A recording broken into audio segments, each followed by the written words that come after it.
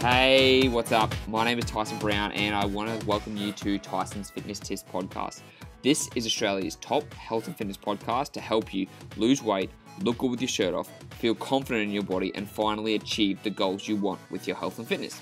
So 5 days a week, I'm going to be giving you top information from myself and also from leading experts in the field so you know everything you need to do to get in the best shape of your life. From nutrition to mindset to workout, everything is covered in this podcast and you need to go nowhere else. So like I said, it's going to be 5 days a week, Monday to Friday, in your ears with quick actionable segments that you can implement straight away, because the most important thing is that you can put these things into play. Also, if you listen all the way to the end of the episode, you're going to get 2 special gifts that you can download upon listening to it. So make sure you listen all the way to the end to get those free gifts, okay? So let's get into the episode.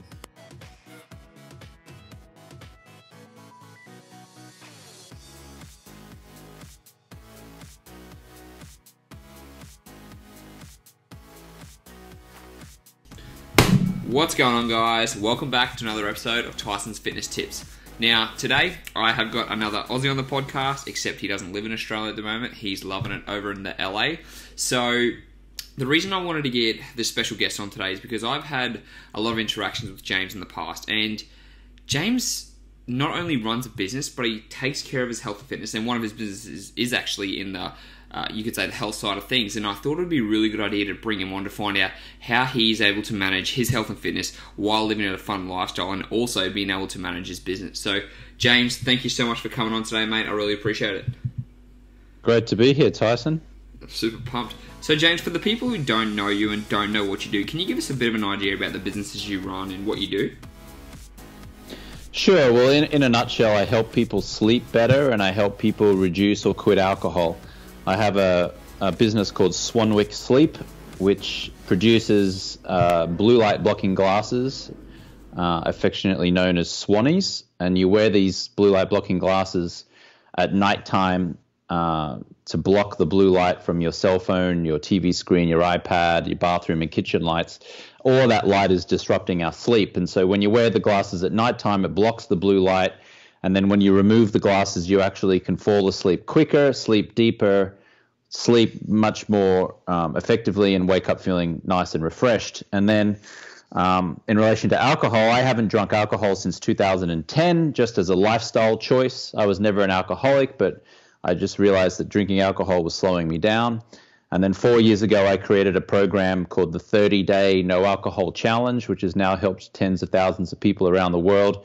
And then more recently, I've created a 90-day program called Project 90, which helps entrepreneurs quit drinking for at least 90 days. So my passion around entrepreneurship is really in the health industry.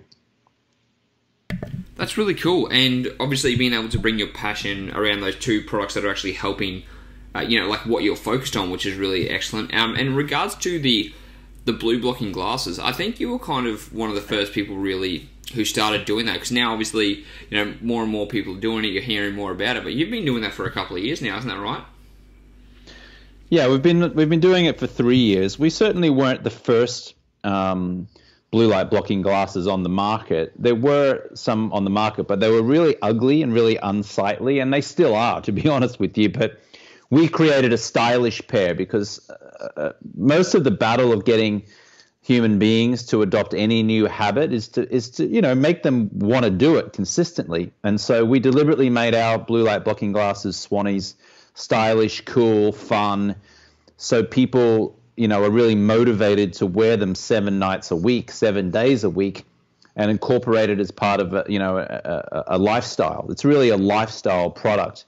So the other ones on the market, I'm sure many of them are just as effective in terms of the amount of blue light that they block, but I would call them mostly ineffective because people don't really want to wear them any more than once every 2 weeks because they're so unsightly and ugly. It's so funny you say that, because I remember my first pair, they look like welding glasses, right? And so it's just like, I don't want to go out in public with these on my face. But the Swannies that you have, the pair that I've got, I wear them whenever I go out, because like you said, they're stylish, and I know a lot of people listening to this podcast, they like to go out and socialise with people on the weekend, but you still want to get that good quality sleep, and you can get that by wearing the Swannies. Yeah. How's your sleep since wearing blue light blocking glasses in general? Well, I've been wearing them for a couple of years now, so compared to what it used to be, so much better. And just because I know, especially, it's like a ritual, when you get that ritual before bed, you start to put them on, you're like, okay, it's time to start winding down. So having that as a habit every single night has, I check my Oura ring, and I'm getting at least 1.5 to 2 hours of deep sleep every night, so I know I'm getting that good quality restorative sleep. Yeah, wonderful.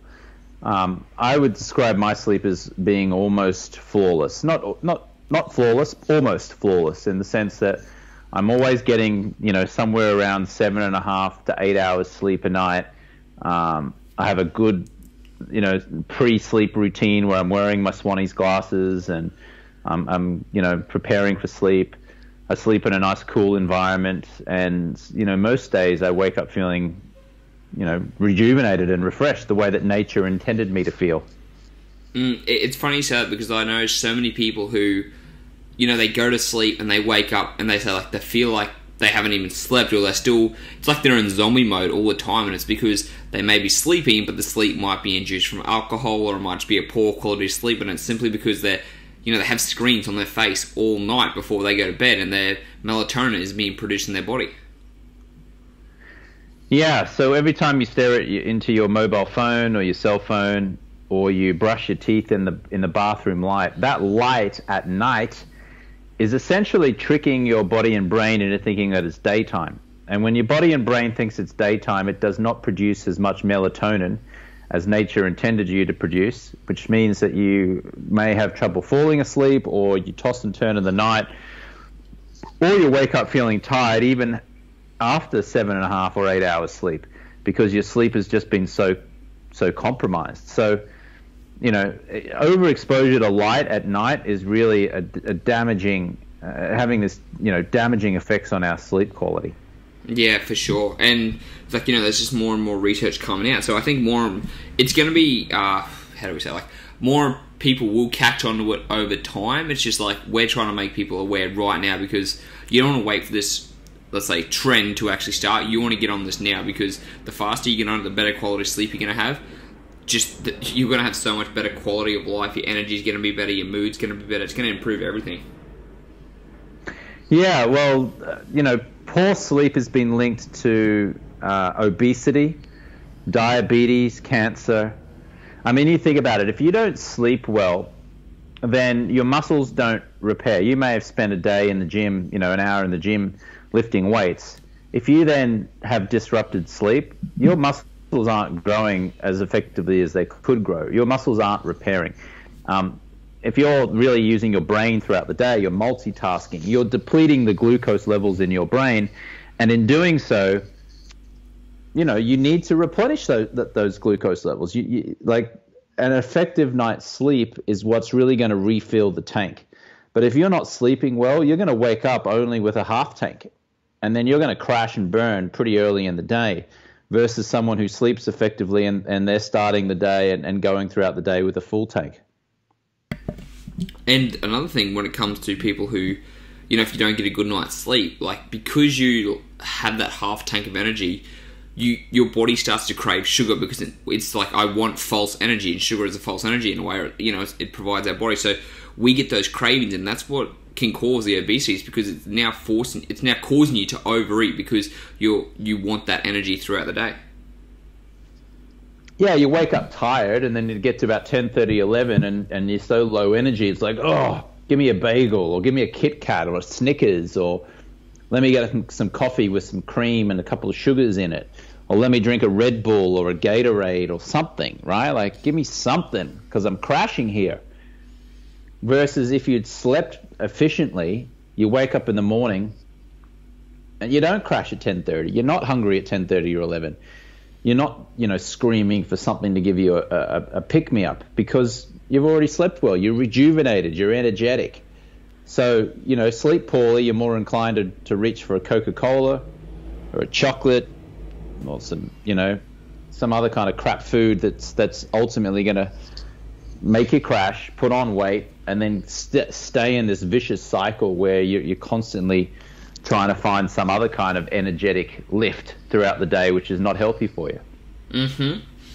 And so, like, when we're talking so much about this sleep, James, so apart from having the blue blocking glasses at night, is there anything else you do at night time to make sure you're having, you get the best quality sleep you can? Yeah. So 65 to 69 degrees Fahrenheit, the studies show, is the optimal temperature for sleeping in. So you want to sleep in a cool environment. And so, in the summer, certainly, I have an air conditioning unit. I make sure that the room is always around 67 degrees, right there in the middle. So you want it to be cool. So I make sure that I'm always sleeping in a cool environment. I have big, thick blackout curtains that makes my room be super dark, because even the slightest amount of light that comes through and touches your skin during the night is enough to affect the quality of your sleep. Your skin has receptors on it. So if some light from outside or from your alarm clock light or anything like that touches your skin, again, you're kind of telling your body that it's daytime, and so you're not producing as much melatonin as your body wants to produce. So big black thick curtains so the sun doesn't wake you up in the morning is certainly preferable. And then the first thing you should do when you do wake up is actually expose yourself to as much sunlight as possible. A great night's sleep starts with exposing yourself to as much sunlight as possible in the morning. And why that's important is that when you go outside or you stand by the window and you expose yourself to that morning light, you're telling your body's internal clock, which is called your circadian rhythm, this is daytime, this is wake up time. Now, what that's going to do is about 14 to 16 hours later, your body is going to automatically then want to start producing melatonin because it knows what time wake up time was. And so now it's going, oh, I know what time wake up time was. That means now is time to prepare for sleep. Now, if you wake up and you don't expose yourself to sunlight, the problem is that, if you stay indoors and there's no natural sunlight hitting you, then your body is remaining confused. It's like, well, am I awake or am I not awake? Am I supposed to be, putting cortisol into the body now and waking up or not? And that can cause you to have disruptive sleep patterns later on at night. So if you have trouble falling asleep before 10:30 or 11, and you can't get to sleep, until about midnight, you may want to try, when you wake up in the morning, just blasting yourself with as much natural sunlight as possible. Cool. So we've got natural sunlight. The blackout curtains are really important, and also I think sleep masks would help a lot too. Yeah, well, my sleep company, Swanwick Sleep, we've created this oversized 100% pure silk sleeping mask. And oversized means that it covers almost the entire face. It doesn't just cover the eyes, it goes right over the nose and a little just to the top of the lip almost. And we deliberately made it oversized so it covers most of that, it gives it the most coverage so no light can get through. We also deliberately made it silk because silk retains moisture, and so a lot of times, if you're not wearing a mask and you're putting your face onto, a cotton pillow slip, for example, you can wake up in the morning with very dry skin, whereas silk retains moisture, so it can actually reduce visible signs of wrinkles and aging if you're sleeping throughout the night with a silk mask on you. But really, the purpose of a mask is to block as much light as possible. I wear mine. I've worn my Swanwick Sleep silk mask, I think, just about almost every night for about 2.5 years now. I actually find it challenging just to sleep now without it. I've become so accustomed to it. But again, even if you were not going to sleep with the mask, as long as you were sleeping in a pitch black room where no light was coming through, that would be as effective. Most people don't, in which case getting an oversized silk sleep mask is going to be a great alternative. Very cool. And I think, just they're not big things that you have to do. I mean, you only listed 2 or 3 things there. but making those small subtle changes can have a big impact on your, not only like the length of your sleep, but your quality, because we do have those different sleep stages, and the deeper sleep you get, the better restorative and quality sleep you're getting. I mean, everyone has at one stage slept 7 or 8 hours, right? And maybe you're listening to this and you can sleep 7 or 8 hours consistently. Maybe you can. However, the quality of those 7 or 8 hours probably could be better. And have you ever slept 7 or 8 hours and you've woken up and you still feel tired, Tyson? Yes, I have. Yeah, and chances are it might be because you were exposed to too much blue light before you went to bed, or maybe you've had a glass of alcohol or a couple drinks, before going to sleep. And while that's helped you fall asleep, because alcohol can help you fall asleep, the trade-off is not a good one, because then your sleep quality is compromised. So, I remember when I was younger, when I would drink heavily, and I had no problems, passing out at nighttime. And even after 7 or 8 hours, I'd still wake up and still feel like crap, because I never really spent much time in that deep REM restorative sleep phase, because my body was too busy trying to break down the alcohol that I'd put into it, break down all of those toxins. So just because you can get 7 or 8 hours sleep doesn't mean that it's great sleep. But blocking blue light, wearing a sleep mask, sleeping in a cool environment, blacking out the curtains, and also trying to be consistent with the time that you wake up in the morning can really dramatically improve the quality of your sleep and increase the time in that deep REM restorative sleep phase. It's very cool. So, like, one thing you said there, James, about like the alcohol, and I know that obviously one of your other businesses too, the 30-day no alcohol challenge and the 90 challenge. So the question is though, like, why? I know you said you stopped drinking because you felt like it was holding you back and slowing you down, but it's such a, especially over in Australia, it's such a big culture. But like, I don't know anyone who enjoys waking up after a big night of drinking. So why do you think it's just better off to completely cut out the alcohol? Like, what benefits have you seen apart from just waking up without a hangover? Like, what other benefits have you seen? You get better looking. It's pretty amazing how much better looking you get when you quit drinking, because when you drink, all these toxins show up in your face and in your skin. So when I quit drinking for 30 days initially back in 2010, people started saying to me, "Wow, you look amazing. Have you been working out? What's happened? Like, are you happy? Are you in love? What's happening to you, James?" I said, "No, I just quit drinking." I mean, it's remarkable just how your face just comes back to life when you quit drinking. All those toxins are removed. Your face and your skin looks the way that nature intended it to look. Okay? So that's a benefit. Sleeping well. You sleep much better when you don't drink, and when you sleep much better, you have greater clarity and focus. Just having greater clarity and focus anyway, more energy, you make better strategic decisions, you become more health conscious, you start attracting a more health conscious environment of friends and acquaintances. Your mood is generally better. You're less irritable, less cranky. You have better relationships. You're less likely to lash out. You improve the relationship with your girlfriend or your boyfriend, your husband, wife, your kids, your colleagues, your friends, your acquaintances.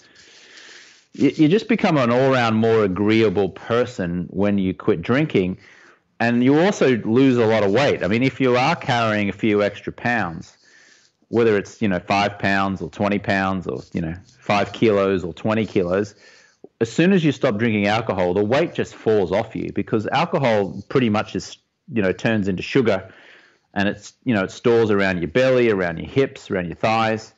So if you just by removing alcohol, not only do you stop drinking calories, but you also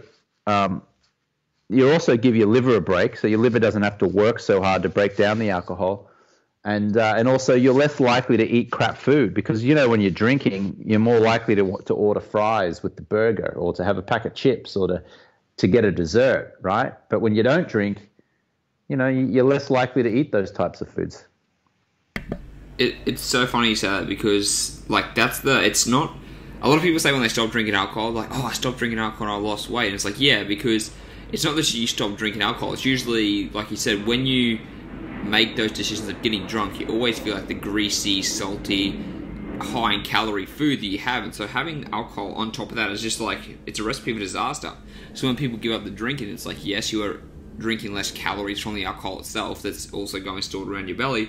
But when you're also dropping down another 2,000 or 3,000 calories, like that is a huge reduction in the amount of just consumption of overall calories you're having.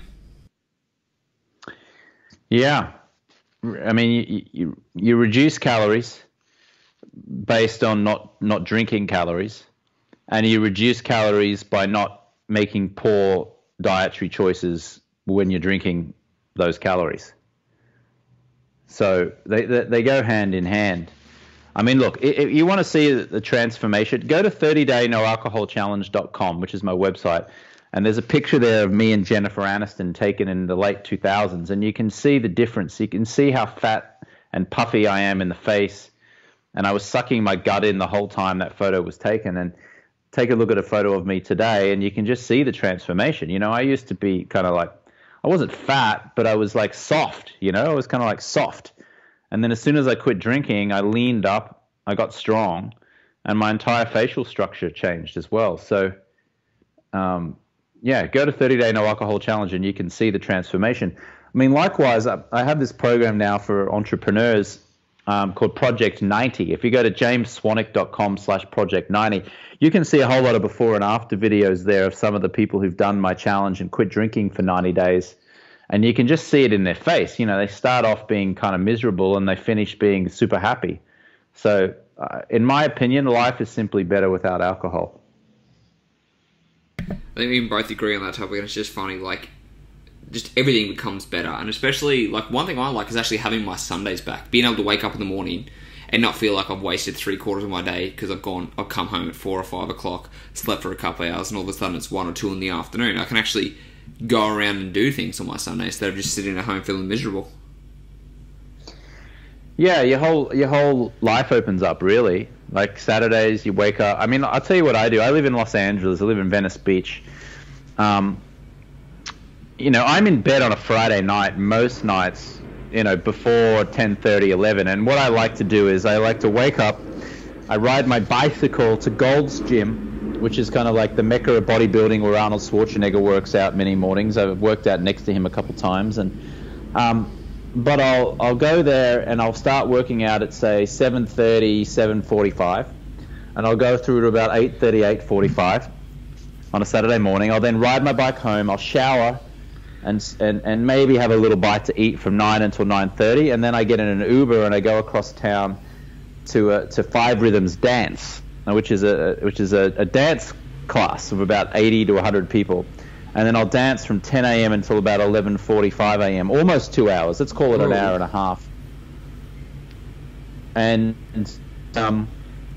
then afterwards, a group of my people that I do dance with will all go to a brunch place called Bondi Harvest, which is an Australian expat kind of like coffee shop brunch place near where the dance studio is. And I'll have brunch/lunch with about, you know, up to 12 friends, 12 acquaintances, and I'll eat there for about an hour and a half, and then I'll go home, you know, by about 2 p.m. And if it's the summer, I'll then probably go for a swim in the ocean because I'm 3 blocks from the ocean. And if it's the winter, then I'll just do something else. I might go and meet up with a friend. Now that's all before like 2 or 3 o'clock on a Saturday. That's a full day. That means I'm getting a workout in, I'm going dancing, I'm being part of the community, I'm socializing with friends, I'm having a healthy breakfast, I'm swimming in the ocean, or I'm doing some other activity, and I'm doing that all before 2 or 3 o'clock in the afternoon. Now, if I was drinking, I mean, I wouldn't wake up and go to the gym at 7:30 on a Saturday. I'd probably sleep in until 9:30, and then, so I'd skip the gym session, and then because I might feel a bit hungover, I might go, I don't feel like going to dance today. I'll sleep a little bit more, or just go and have a hangover breakfast. So I'd skip the dance, and now my whole day I'm playing catch up. So that's the difference. That's an example of the difference that you can make in your life by quitting alcohol.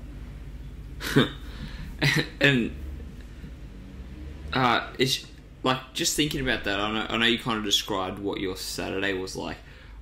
Being able to manage these two businesses, like, you know, obviously you work a fair bit. Like, how do you manage your fitness on a weekly level? Like, do you make it a routine first thing in the morning, or do you do it in the evening? Like, how do you make sure you still take care of your health and fitness on a daily basis? Well, I like to exercise in the morning. And interestingly, studies show that people who exercise in the morning tend to sleep better at nighttime. But I like to sleep in the morning. I don't want to use the phrase "get it out of the way," but it kind of feels like that. Like, get it out of the way really means it ensures that I do it before life gets in the way and there becomes lots of reasons throughout the day not to do it. So have you ever like said, "Oh, I'm going to go and work out at 3 o'clock or 5 o'clock," but then something in the business happens and you get in, you know, reactionary mode, and then all of a sudden you're like, I don't have time to go to the gym today now. That happens a lot. So what I do is I like to do my exercise first thing in the morning, or at least within the first couple of hours in the morning. So then it's done, it's dusted, it's part of my habit. I don't really think about it. I wake up, I put my gym clothes on, I go and work out, and then I get the benefit of feeling super energetic, and like the endorphins are flowing through my body throughout the rest of the day, and I just feel terrific. You know, I just feel good. So for me, if I'm healthy in my body, then I'm healthy in my mind, and doing morning exercise for me ensures that I have a healthy body, and then as a result, I get a healthy mind. So that's obviously the first thing in the morning when it comes to working out. And do you do that like 3 days a week, 5 days a week, or depending on how you feel? Like, how do you really set yourself a goal of how many times you're going to train in a week? Yeah, well, I start the week saying that I will exercise 6 days a week and take 1 day off. Right. So now that doesn't mean always in the gym lifting weights. But certainly I'm in the gym lifting weights at least 4 times. Now, on the fifth or the sixth day of the week, I might either just go for a run, I might just go for a casual jog for 50 minutes or an hour, or I might do something else. I might go and do F45, or I might do a CrossFit, or I might do something else. But I do plan to take at least 1 day off a week. Now, today, as you and I are recording this now, I actually just did 3 days in a row in the gym, and I woke up this morning, my muscles were feeling a little bit sore because I've been lifting heavy, and so I just made a choice this morning. You know what? I'm not going to go to the gym today. It's time to give my muscles a rest, and that's super important. You know, now I would have preferred to have gone to the gym because I like to exercise. I like the feeling that I get, but you do have to give yourself a break. The only way muscles will grow is if they repair themselves, and if you rest appropriately. So today is a Wednesday where I am.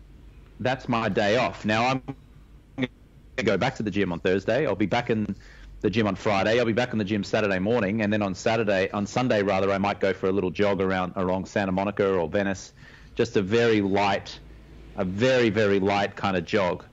And then today, really, I've ridden my bike. Not much, only about 15 minutes, and later on I'm going to go for a little 30-minute walk. I've moved my arms and body around. I just kind of like to move around, but I'm not really generating a sweat on my day off. Okay, so you still got that, like, I think that was a big important thing you said there, because a lot of people think, oh yeah, I'm going to have a rest day because I need my muscles to recover, I need to grow, and they think, oh, I can just sit around and do nothing and watch Netflix. But in order to recover, like, you still need to move muscle, you still need to get the blood flow going. So whether it be going for a ride on the bike or just going for a 15-minute walk a couple of times a day is going to help improve that recovery. Yeah, no doubt.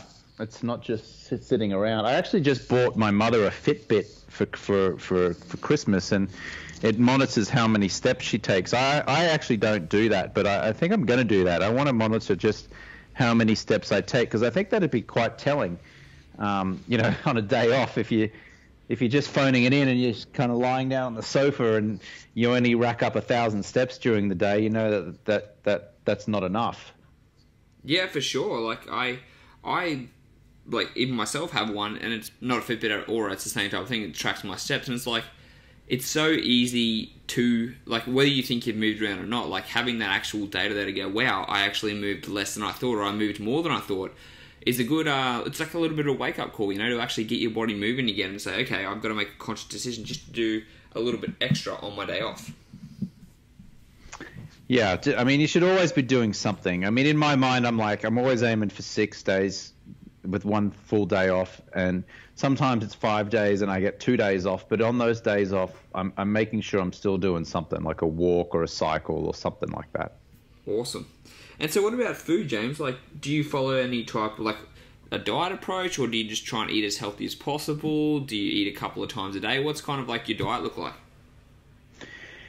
Yeah, so for most of the time, I tend to work out in the gym in a fasted state, and I don't eat until after 12 p.m. So I try to, most of the time I have skipped breakfast entirely, and I have my first meal, kind of being lunch.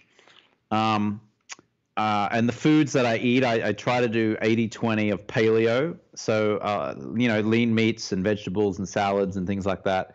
I try to avoid breads and pastas, and I do eat rice, but I always try to make it be brown rice. And if it's white rice, I just ensure that it's only a little bit. So, no processed foods.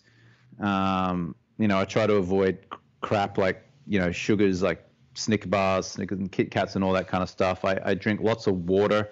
I don't tend to buy any kind of sugary drinks like Coke or diet drinks or Gatorades or any of that kind of stuff. I'll drink green juices as long as it doesn't have apple in it, because apple's got a very high concentration of sugar. So I'll try to find really healthy green juices that might have some kale, spinach, ginger, lemon, arugula, all kinds of really healthy stuff. That pretty much has worked for, it's worked for me and what I've been doing for a number of years. Having said that, as we're recording this now, I'm just experimenting a little bit with actually eating something before I go to the gym. So because I do work out almost first thing in the morning. So I've been experimenting this last week with waking up and having like an avocado sandwich. So I put an avocado on 2 pieces of bread and eat that, and then go to the gym and working out. And I've just been seeing whether I'm lifting heavier, how my energy levels are, and how my body responds to that. But let me ask you, what do you think would be an ideal strategy around that? Well, I personally think it all depends on the person, which is a hard to say answer. But for me, I personally like to train on an empty stomach, and then so usually I'll have a protein shake straight after, because I'm trying to, retain my muscle mass. But if I'm going to do that, I'll keep fasting until my actual fast breaks. And that's just what I do personally. I don't like to eat anything before. But some of my clients, they just need a little bit of food in their stomach. So something that can be quick acting, like a banana, or it can be, I know you're saying you're having an avocado sandwich, but even a piece of bread with some honey, because your body's going to use glucose in that time. So it's not going to use the avocado, but it'll use the things like the bread or the banana or the honey and give you instant energy for that workout. But it's really got to, you're experimenting, which is a great thing. So finding out what you feel best and what you perform on is going to be the best thing. Yeah, so you think instead of having the avocado, I should put something else on the bread? Yeah. Have a couple pieces of toast, maybe. Yeah, you could have a couple of pieces of toast. I mean, you could have, I don't know, do you eat Vegemite? Yeah, I do. Yeah, I mean, if you do eat it over there, but so you want to think of it more as a carbohydrate source as opposed to a fat source, because you want to have your body ready to use that energy by the time you go to the gym. And it also depends, how early on are you eating before you actually go to the gym? 20 minutes. Oh, then yeah, I would even just a piece of toast would be fine. Something really quick like that, because you want your body to be able to access that as soon as possible. So, what is the optimal time if I want to lift the most? When's the best time to eat before lifting? So, if it's going to be further away, so let's say you woke up at 6 o'clock and you weren't going to train until 10 o'clock, then you could have something like the avocado sandwich. But the closer it gets, the faster type of carbohydrates you want to have, so your body can use it more efficiently. So then, if you were going to have it within half an hour, that's when you would want a piece of toast or a banana or something that your body can digest very, very quickly. But if you're going to have it further away, then you want something slower digesting, which is when you could have that avocado on toast. Got it. Makes sense. Thank you. Yeah. Yeah, so you could give that a try and see which, you could try the avocado on toast for 2 weeks and then try just having the piece of toast before the workout for another 2 weeks and just see what works best for your body. Yeah. Yeah, well, like you said, I'm experimenting at the moment, and everybody's different. I don't think there's one size fits all for everyone, so I'm just going to stay in that experimental phase at the moment. Excellent, and it's always good. Like, this is just a message to everyone. Like, always be willing to try and experiment. Like James and I have talked about today. Like, if you think that you need to have alcohol every single weekend, try and go without it, or try and reduce the amount you're drinking. And if you think that you need to be on your screen all the time before bed, like, why not change that to an audio book or something that's going to reduce that blue light? And it's always about experimenting to find out what's going to work the best for you. Yeah, personalized health. For sure. And I think that's where we're going to be trending towards, and, with all the genetic testing, all that stuff's coming up. So I think that's where we're really going to be. There's not going to be a one answer for every single person. I mean, there are a lot of things that we can say generally that will improve people's health and fitness, but like, it will become more personalized in the future too. So that'll be something to look forward to. Yeah, 100%. So James, being able to come on today, talk about your businesses, talk about how you manage your health, all those type of things. I really do appreciate you coming on to share how you manage all this stuff. So, but before you go, like, where can people find out more about you, find out more about the alcohol challenge and the sleep company? Yeah, so if you go to swanwicksleep.com, and I'm happy to give your listeners a 15% off code, if you like, for if they want to purchase a pair of the blue light blocking glasses, which Awesome. are called Swannies, or if they want to get one of those sleep masks that I was referring to, the 100% pure silk one. Mm-hmm. You can put it, I'll let you come up with the code or put it in the show notes or whatever it is that you do there. Do you want to create a code right now for your listeners, or do you want to do that after the call? We'll get a code sorted, and what I'll do is I'll share it in the show notes for you guys. So I'll put this all over social media. You guys can go to the show notes and get the code to get that 15% off. Cool. And then 30daynoalcoholchallenge.com if you want to quit drinking for 30 days and join our community. And if you're an entrepreneur and you're making at least 100K a year in your business, and you want to quit drinking for at least 90 days, then go to jamesswanwick.com/project90 and send me a DM on Instagram. I like hearing from people on my Instagram, and just tell me that you heard me on Tyson's show and ask me any questions. I'm at James Swanwick. Awesome. James, thank you so much again for coming on today, mate. I really appreciate it. Guys, go to the show notes. Go send James a DM on Instagram. Go get some blue blocking sunglasses to get better sleep. And just go back and listen to this again. We shared a lot of knowledge here, and you can apply all these things to your own life to improve your health and fitness. So James, thank you so much for coming on again. And guys, I'll speak to you next time.